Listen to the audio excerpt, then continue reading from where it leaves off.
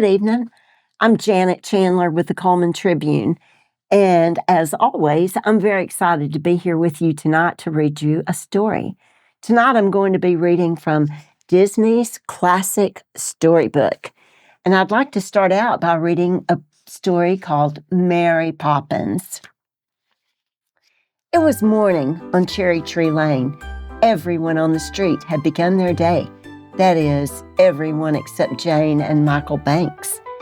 They were still snuggled under the covers in the nursery of 17 Cherry Tree Lane. Their nanny, Mary Poppins, pulled back the blankets firmly. Up, she said.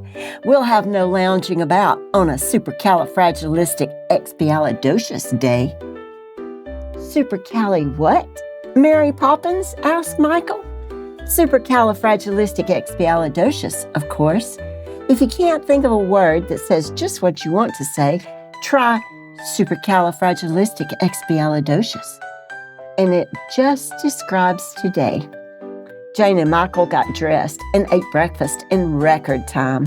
Soon they were walking down Cherry Tree Lane. Supercalifragilisticexpialidocious, Jane and Michael said together as they marched along. Mary Poppins stopped to speak to Andrew, their neighbor's dog. Yip, yap, yap, Andrew barked. Yes, of course, Mary Poppins told the dog. I'll go straight away, and thank you very much. Yap, the little dog barked. Then, taking Jane and Michael by the hand, Mary Poppins walked in a different direction. What did he say? Asked Jane. There's been a change of plans, said Mary Poppins. Come along, please. Don't straggle. Quickly, she led them along narrow, twisting streets. After they had walked for a while, Mary Poppins stopped at a small house. Rap, rap! Mary Poppins knocked on the door with her umbrella. Her friend Bert opened the door. How is he? Mary Poppins asked. Bert shook his head. I've never seen him as bad as this, he said, and that's the truth. Mary Poppins, Jane, and Michael followed Bert inside. In the middle of the room stood a table set for tea. Jane and Michael looked around but did not see anyone anywhere. Uncle Albert, you promised not to go floating around again, said Mary Poppins, looking up towards the ceiling. Jane and Michael looked up, too. Mary Poppins' Uncle Albert was floating in the air, chuckling merrily. I know, my dear, said Uncle Albert, wiping his eyes, but the moment I start, it's all up with me. He chuckled again. It's laughing that does it, you know. Jane and Michael both thought a man floating in the air because he was laughing was very funny. They couldn't help it. Soon they started giggling. Bert began to laugh loudly. As they watched, he rose into the air. Then he was floating beside Uncle Albert. Michael's giggles grew louder. Then Jane began to laugh too. They couldn't stop. Their feet left the floor and they rose into the air until their heads bumped the ceiling. I must say, the lot of you, you're a sight, said Mary Poppins disapprovingly, her arms folded. Speaking of sight, said Bert, that reminds me of my brother.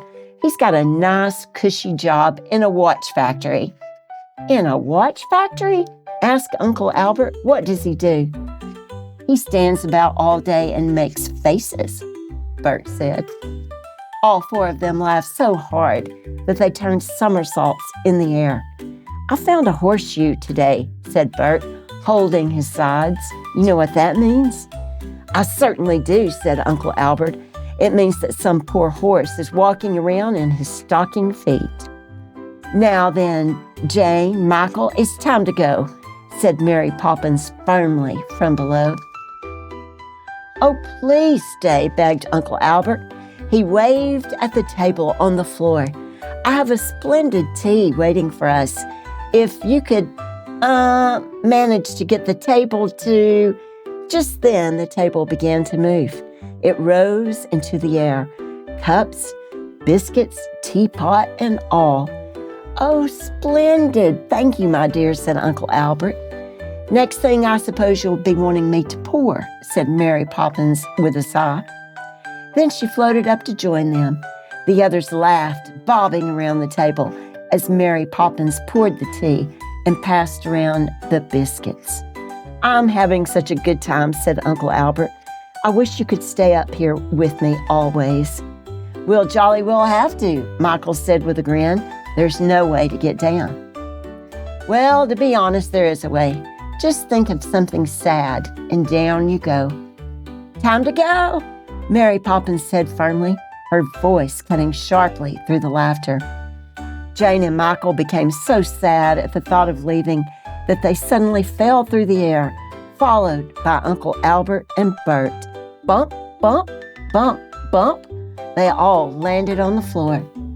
Goodbye, said Michael. We'll be back soon. And thank you, said Jane. We've had a lovely time. Jane and Michael followed Mary Poppins out the door. Uncle Albert waved goodbye. It makes me so sad to see them leave, he said to Bert sadly. Back home, Jane and Michael tried to tell their father about their adventure. He didn't seem to understand. Mary Poppins just said, "Children will be children," and led them to the nursery. Michael and Jane started getting ready for bed. It was a supercalifragilisticexpialidocious day, Jane said to her brother Michael, and he nodded. It certainly had been. The end.